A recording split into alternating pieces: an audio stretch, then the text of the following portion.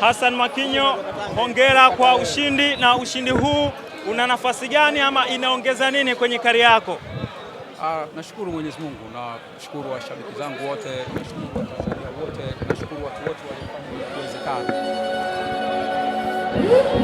Sioni maneno ya kutosha kusema. Nilitamani nichukue raundi nyingi sana, lakini changamoto ni kwamba wapinzani hawavumilii.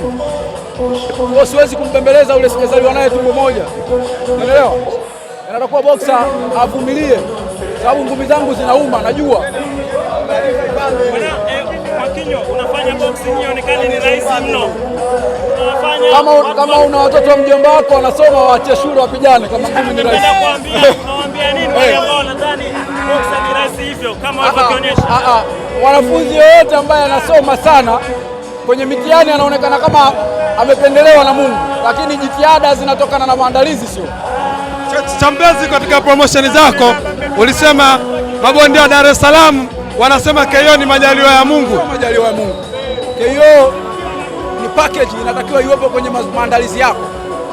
Kwa mimi sikutaka nishinde knockout round ya pili, lakini nilivyoambiwa na timu kwamba ukipanga naye boxing atakusumbua, pigana. Nimepigana, kashindwa kuvumilia. Umeona? Au nimemnunua? Hino inauma kiasi gani? Muulizeni kabla hajaondoka. Anajisikiaje? Wa Tanzania unawaambiaje? Wana hamu na wewe, lakini kama wapati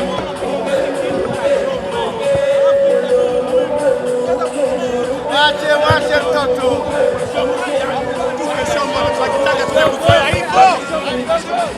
Champezi, neno lako kwa wa Tanzania. Wana hamu na wewe, lakini ni kama wanaonja tuladha ya Mwakinyo, alafu inaishia hapo. Mapromota watoe hela, kwa sababu mimi ndio expensive boxer kwa sasa. Kwa hiyo anayetaka nipigane lazima atoe hela. Napenda niwafurahishe washabiki zangu, lakini napenda niheshimike kwenye familia yangu, kwa maana wale washibe pia. La mwisho kwa promota mapema. Mshamba tu. Mshamba tu.